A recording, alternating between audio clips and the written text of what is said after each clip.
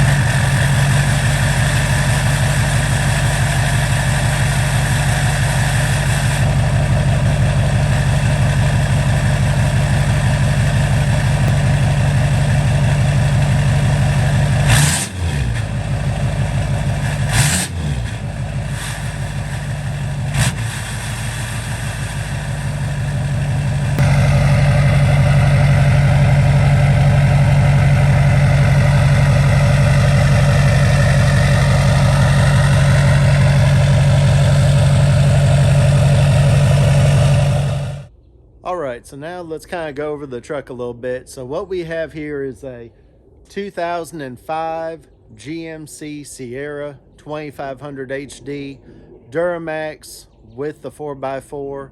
And then obviously it's lifted up on a FabTech 8-inch lift on 37 by 13.5 by 22 tires on fuel 22 by 12 wheels.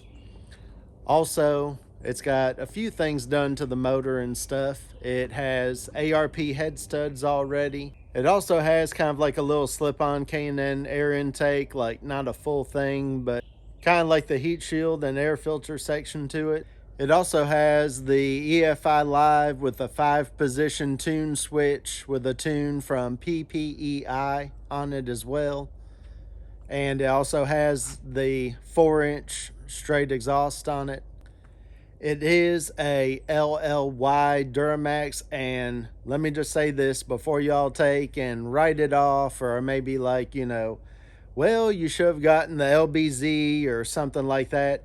I basically had it narrowed down to where I wanted either a LBZ or an LLY, and the LLY I wanted only if it had the issues that sometimes they have addressed.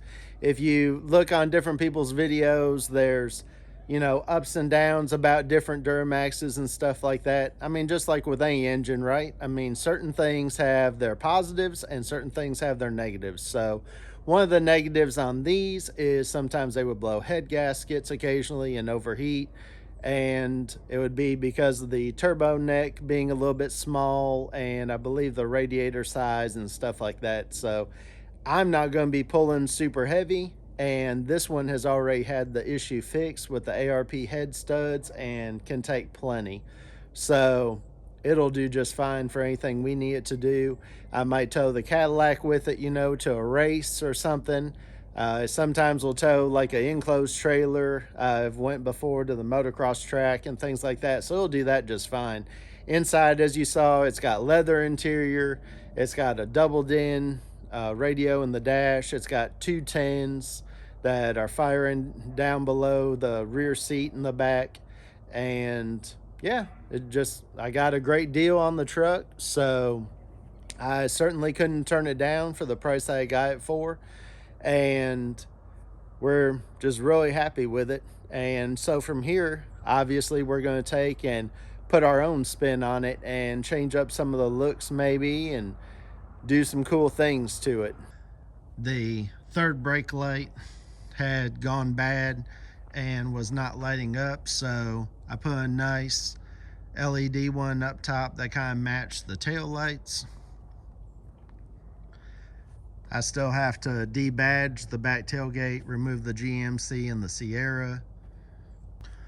We have some new black steps to go up underneath here. That should look better than the silver ones.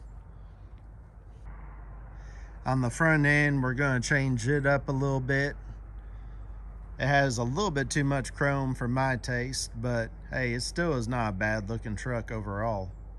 But yeah, we need to get rid of some of that chrome. Probably do some more color match on it. Who knows? Maybe even someday we might even wrap this thing. The wife wants to wrap the whole truck and change the color on it, so we might do that later on in a future video as well. Also on the interior, we put the LED lights on the door panels on the front too, and it was completely missing on those. Also, the hood latch was kind of broken, so got a new hood latch. On the back doors, the reflectors were missing, so we put those in there to clean those up.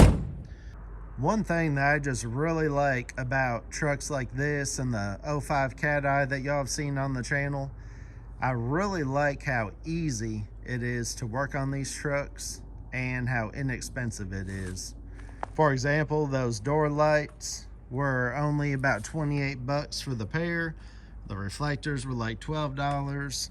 I put some LEDs in the headlights as well, so they'd shine real nice, light up the road good. Those are inexpensive. They were like $40. So anyways, like I was saying, you know, we just really can't help ourselves. My wife and I, we love project vehicles. We like vehicles like this. Mostly General Motors is kind of our cup of tea per se, and we just love stuff like this. We love modifying them. We love it, especially when they're cheap and you can modify something and also drive it and have it reliable. I mean, it's just kind of hard to beat. So anyways, please, on this video, please hit like. Please also consider subscribing if you haven't already. And then also, leave me a comment. Let me know what you think about this truck. Let me know if you're a fan of these. This is, believe it or not, the very first diesel that we've actually ever owned. So, kind of looking forward to the experience. I mean, I know how to work on a lot of things. I'm looking forward also to how to work on these and do things to them. I've already got some performance parts to go on it. Oh, and one other thing I forgot, it does have a Air Dog lift pump on it as well, which is another really good modification to do these diesels. So anyways, let me know what y'all think, and I'll catch y'all in the next video. Bye.